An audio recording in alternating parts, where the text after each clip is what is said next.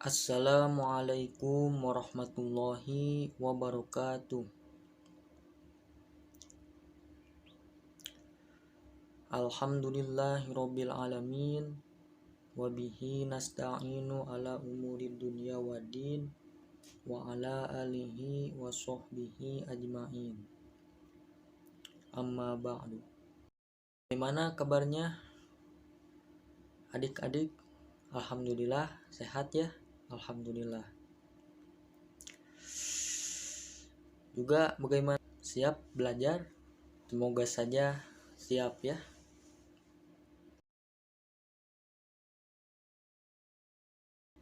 Baiklah, di sini Bapak akan mengabsen terlebih dahulu sebelum ke pembelajaran. Biar tidak lama ya. Mungkin ditulis saja siapa yang gak hadir, siapa yang gak izin, siapa yang izin, siapa yang alpa, dan siapa yang sakit. Kepada yang sakit kita doakan mudah-mudahan semoga penyakitnya cepat sembuh. Amin ya Allah ya Rabbal alamin.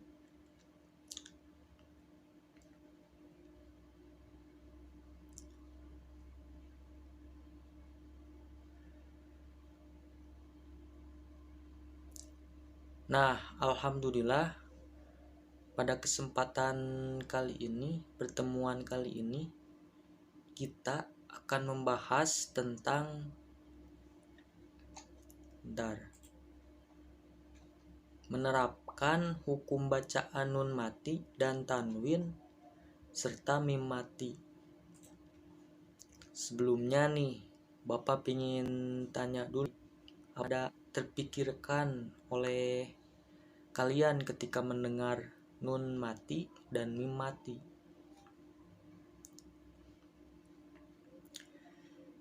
Benar, yaitu ada dalam bacaan Al-Qur'an.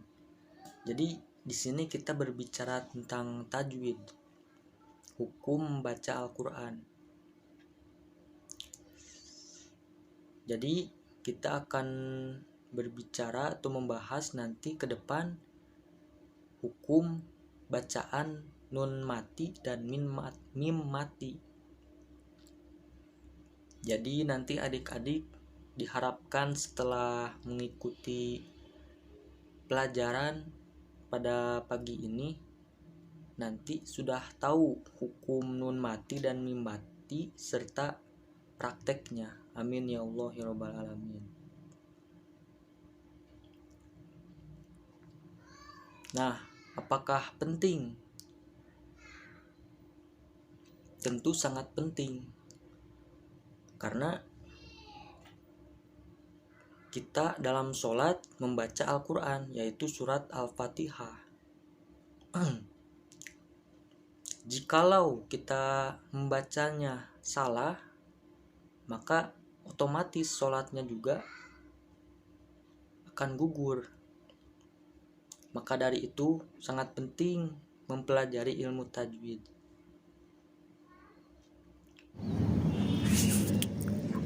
Baiklah, Bapak mulai ya pembelajaran hari ini.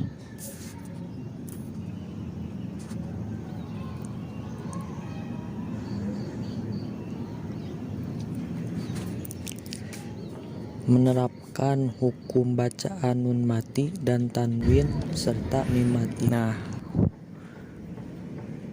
hukum ilmu tajwid itu banyak. Tapi pada pertemuan kali ini Bapak fokuskan materinya yaitu untuk nun mati, hukum nun mati dan juga mim mati. Lanjut, Bapak ingin bertanya lagi, apa itu nun mati? Nun mati itu adalah nun, harap nun yang sukun. Nanti kalian kalau membaca Al-Quran bakalan ketemu, bahkan sering dengan nun ini. Begitupun juga dengan mim mati, baik itu nun dan mim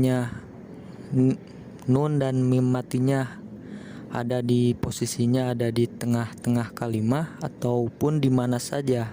Yang penting nun dan mimnya sukun gitu, mati. Nah, ada juga tanwin. Tanwin itu yang gimana? Tanwin itu ada tanwin jabar, ada tanwin JR, ada tanwin PS. Yang mana dibacanya tanwin jabar an, tanwin JR in, tanwin PS un.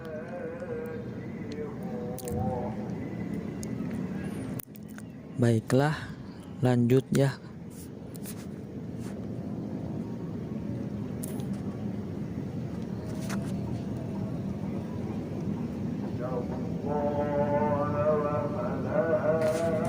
Nah, kita bisa lihat di sini ada diagram tajwid, hukum bacaan nun sukun dan tanwin. Yaitu pertama ada idhar, ada idgham, lalu iqlab, lalu ikhfa. Jadi dalam Al-Quran, ketika nun mati bertemu huruf hijaiyah, maka ada 4 hukum yang akan terkena pada huruf-huruf hijaiyah itu. Yang pertama idhar, yang kedua idgham, yang ketiga iqlab, dan yang keempat ikhfa.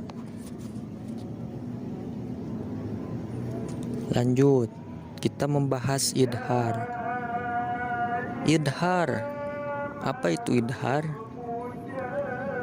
Dalam lughoh, idhar itu jelas. Jelas ya. Jadi kalau dalam bahasa Sundanya yaitu jentre gitu. Itu menurut lughoh, secara bahasa. Nah, untuk secara istilah yaitu ikhroju kulli harfin min makhrojihi fayadharoni inda hurufil kholqi sittah. Yang artinya dalam bahasa Sunda ya, ngaluarkeun saban-saban huruf tina makhrojna, maka jelas macana nun, paeh, jeung tanwin nalika nying hareupan huruf halak anu genep. Nah, mana huruf halak yang 6 itu? Yaitu kita bisa lihat di sini hamzah, ain, ha, gin, kho.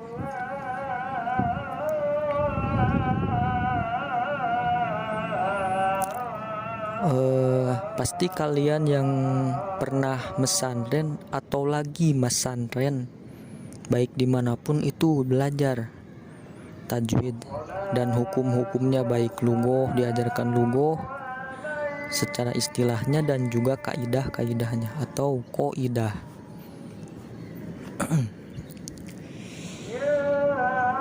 Nah, kita bisa lihat di sini contohnya dan keterangannya. An'amta, nun bertemu huruf hamzah. Apa yang dibaca jelasnya? Sudah pasti huruf nunnya yang dibaca jelas. An'amta, an'amta. Terus ada an'amri, an'amri.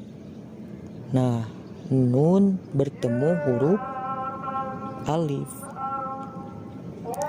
Lalu goniyun hamid. Mana yang jadi huruf idharnya? Ya, benar, yaitu tanwin PS menghadapi huruf Ha. Mengerti ya? Ya, gampang sekali sebenarnya belajar tajwid itu. Asal kita sering membaca Al-Qur'annya. Mudah-mudahan kita semua diberi kemudahan oleh Allah mempelajari ilmu tajwid. Amin ya Allah ya rabbal alamin.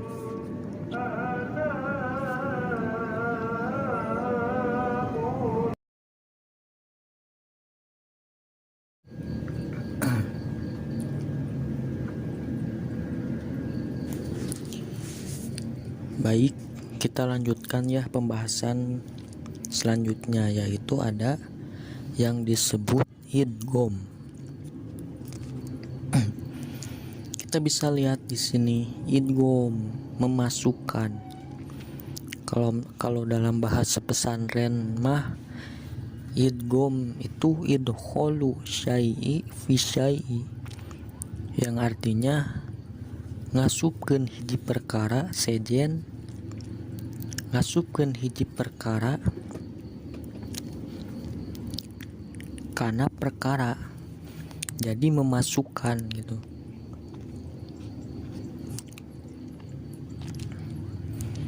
Hurufnya ada berapa? Nah, hurufnya yaitu ada 6, yaitu ya, ro, mim, lam, wawu, nun. Juga bisa dikumpulkan huruf idgham ini ke dalam lafaz, yaitu yarmaluna, biar mudah diingat gitu ya.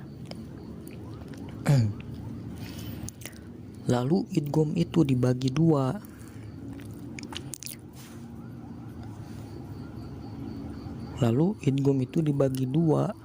Ada idgham bigunnah, juga ada idgham bila gunnah. Kenapa harus dibagi dua? Karena untuk membedakan. Karena ada yang beda gitu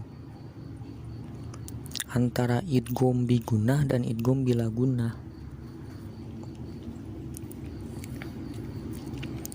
Idgham bigunnah itu ketika nun paeh, nun mati atau tanwin bertemu idgham bigunnah, maka ketika berhadapan dengan huruf idgham bigunnah terjadinya gunnah, pakai gunnah gitu. Nah, ada idgham bila gunnah, itu sebaliknya, bila gunnah tanpa memakai gunnah. Jadi ketika nun paeh dan tanwin bertemu dengan huruf idgham bila gunnah maka terjadinya masuk, yang dimana nun matinya itu tidak kelihatan ketika dimasukkannya nun paeh dan tanwin ke huruf idgham bila gunnah. Contoh nih ya, Bapak praktekkan cara membacanya. Kita bisa lihat contoh di sini. Idgham bigunnah dulu.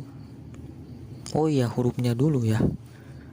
Yaitu hurufnya ada 4 idgham bigunnah itu. Ada ya, ada nun, ada mim, dan wawu. Lalu idgham bila gunnah cuman ada 2, yaitu sisanya dari idgham, yaitu lam dan ro. Langsung contohnya idgham bigunnah.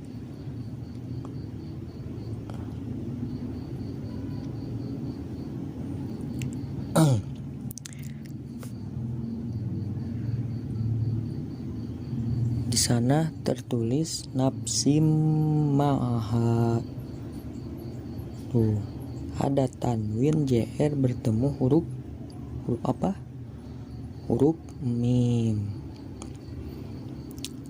Berarti terjadinya gunnah karena idgham bigunnah.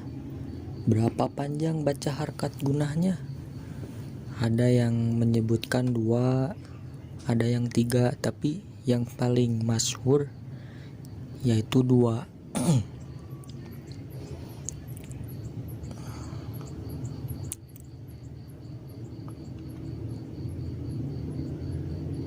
Lalu contoh lagi, darajatiu wallah tahtiu, tanwin JR menghadapi wawu. Nah, idgham bigunah itu memakai gunnah. Lalu ada idgham bila gunnah tanpa memakai gunnah. Gimana cara bacanya? Kita lihat contohnya. Mirrauhin, mirrauhin, mirrauhin. Nah, kita bisa dengar mirrauhin. Ditulisnya mah min rauhin, tapi ketika dibaca, ketika dibaca memakai hukum tajwid jadi mirrauhin. Nun mati yaitu dimasukkan. Jadi idgham bila gunnah itu nunnya atau tanwinnya tidak kelihatan karena dimasukkan. Lalu contoh lagi, khairul lakum. Nah, khairul lakum. Mengerti ya idgham? Insyaallah. Pokoknya patokannya belajar tajwid itu harus sering gitu membaca Al-Qur'annya.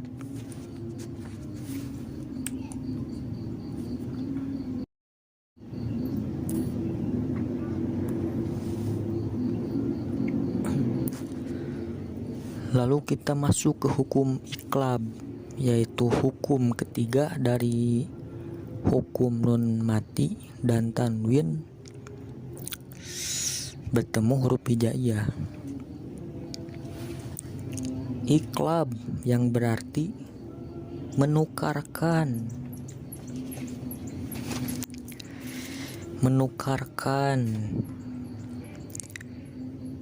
hurufnya yaitu satu ba. Gampang sekali ini iqlab, yaitu menukarkan hurufnya cuma satu yaitu ba.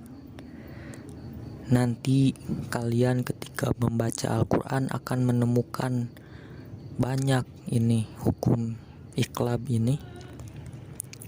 Biasanya dalam Al-Quran suka dikasih tanda mim gitu, mim kecil.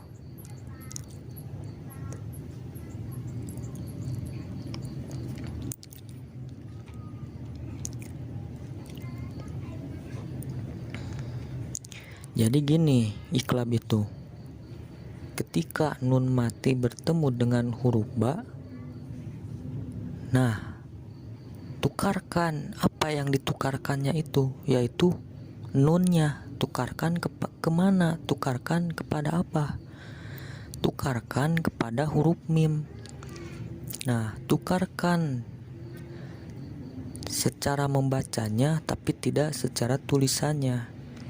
Jadi ketika tulisannya mah jangan dirubah, misalkan nunnya dirubah jadi mim.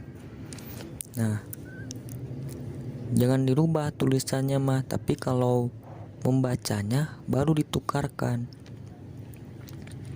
Jadi yang ditukarkan kepada mim itu nun matinya. Jadi ketika dibaca iqlab itu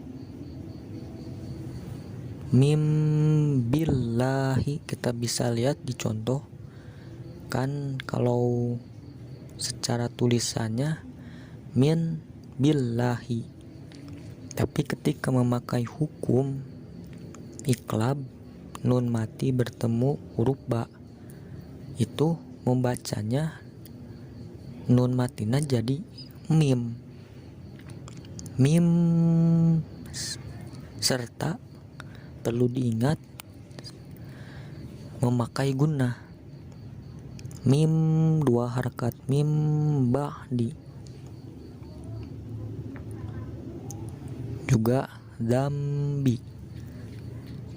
Kan kalau biasanya membaca biasa dan bi. Tapi karena hukum iqlab menjadi dzambi, memakai gunnah. Mengerti ya? Ya, lanjut saja.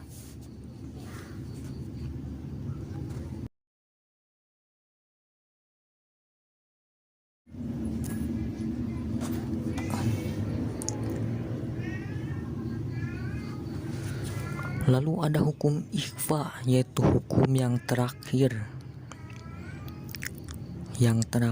dari hukum nun mati.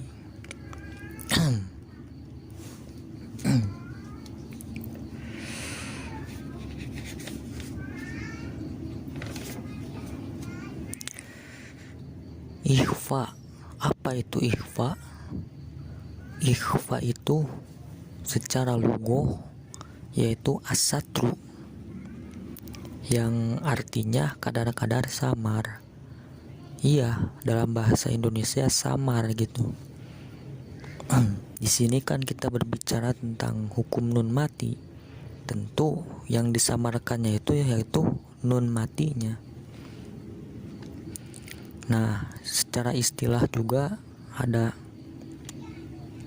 yaitu ibaratun anin nutki biharpin bisipatin bainal idhari wal idgomi arin minat tasdidi ma'abakoil gunnati fi harfil awal, yang artinya ibarat ngucapkeun hiji huruf anu kasipatan antara idhar sareng idgom, anu sepi tina panasdid sarta netep gunnahna dina huruf anu awal nyaeta nun paeh jeung tanwin. Nah, itu bahasa Sundanya ya. Ya, intinya membaca ikhfa itu antara idhar dan idgom, jadi samar. Jadi nun matinya itu disamarkan. Hurufnya itu lumayan banyak ya, ada 15. Tentu harus diingat, harus dihafal.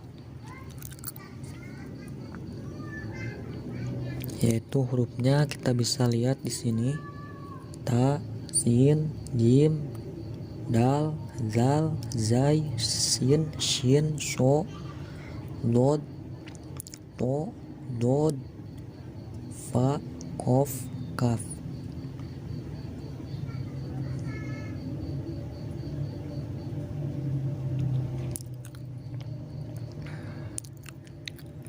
Nah, yang 15 huruf ini dikumpulkan dalam lafaz sifda sana kamjada syakhsun qad sama. Nah, itu yang mesantren ya, khususnya di Al-Quran biasanya hafal gitu. Kita lihat contohnya. Yunfikuna, kan asalnya kalau tidak memakai hukum ikhfa yunfikuna. Nah, kalau memakai hukum ikhfa, baca nun matinya jadi samar serta memakai gunnah. Yunfikuna. Terus unzila. Terus min qablika syai'in qadir ing. Nah, itu samarnya itu berdengung gitu ya, cirinya ikhfa itu. Yusrong kama.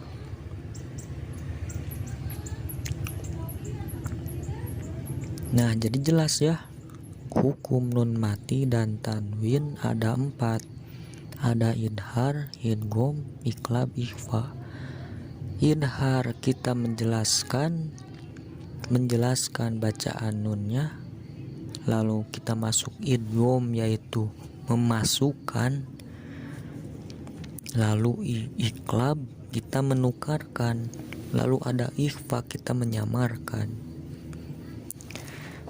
Sangat gampang ya, pokoknya patokan mempelajari ilmu tajwid itu harus sering gitu, sering membaca Al-Qur'annya, sering ngadares, juga sering mengaji ilmu tajwidnya.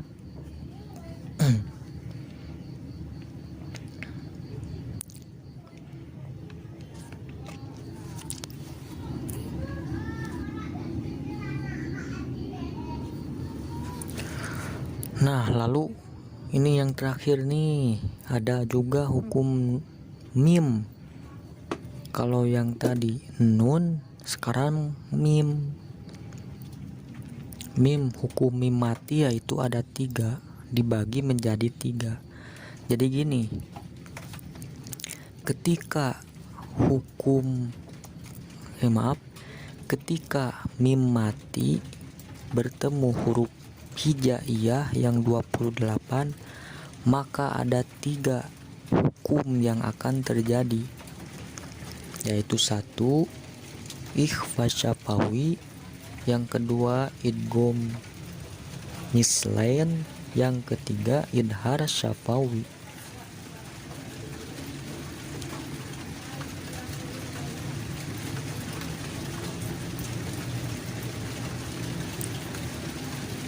Sekarang ikhfa syafawi.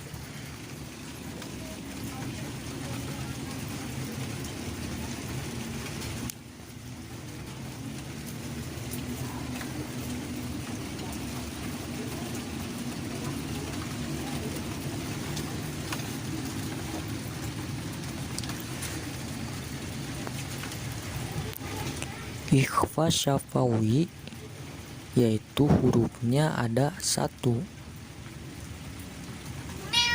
yaitu ba. Nah, ketika mim mati bertemu dengan huruf ba, maka hukum bacaannya ikhfa syafawi. Bagaimana cara membacanya?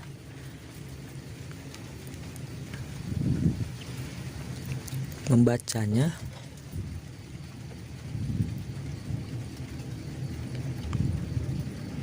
yaitu samarkan ikhfa syafawi. Contoh,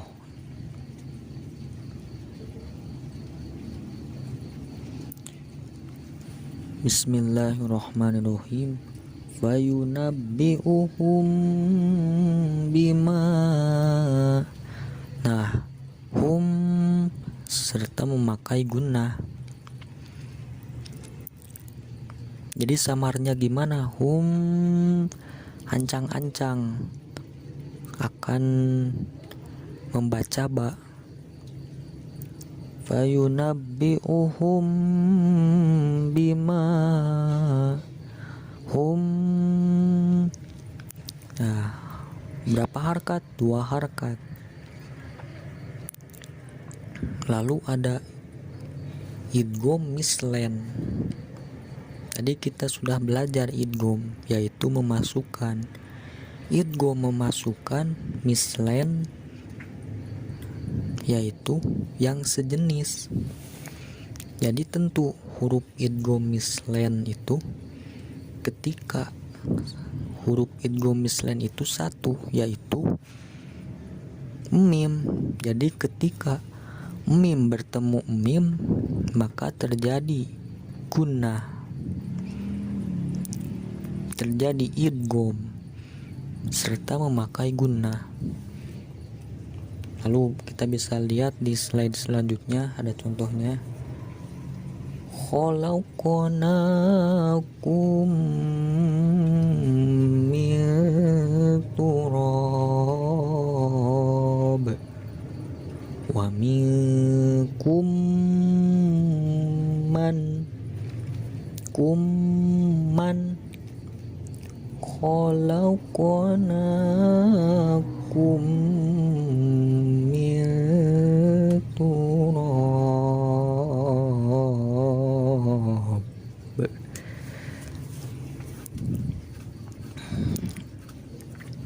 Gampang ya, cuman ada 1. Pokoknya ingat, idgham mislain itu bertemu yang sejenis, memasukkan yang sejenis.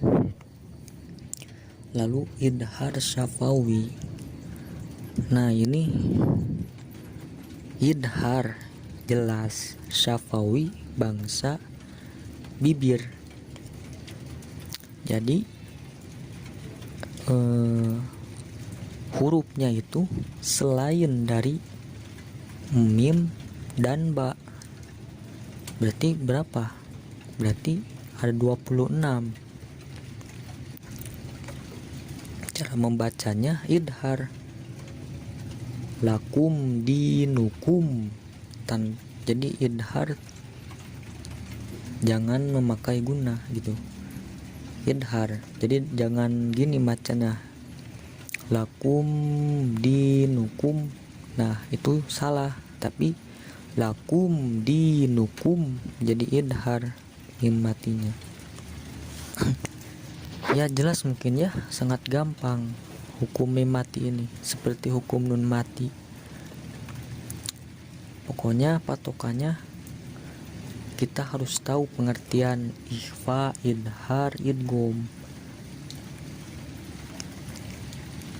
Ikhfa syafawi yaitu mim bertemu dengan huruf ba. Idgham mislen yaitu mim bertemu dengan mim. Idhar syafawi yaitu mim bertemu dengan huruf hijaiyah selain mim dan ba. Nah, mungkin sekian ya, karena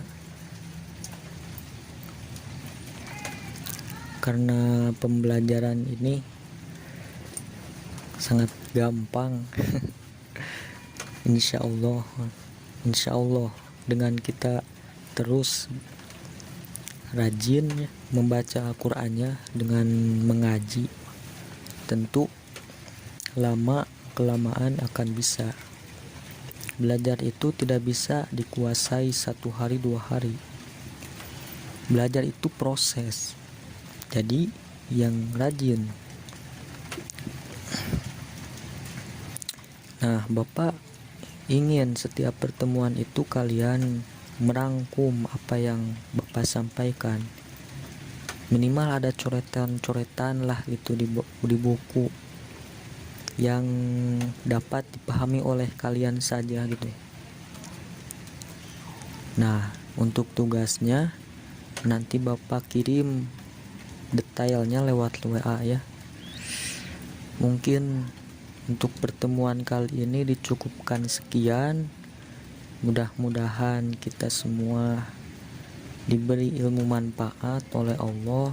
Amin ya Allah rabbal alamin. Mohon maaf bila ada perkataan Bapak yang menyeleneh gitu ya. Pokoknya semangat mengaji, semangat belajar, semangat sekolah. Wabillahi taufiq wal hidayah. Wassalamualaikum warahmatullahi wabarakatuh.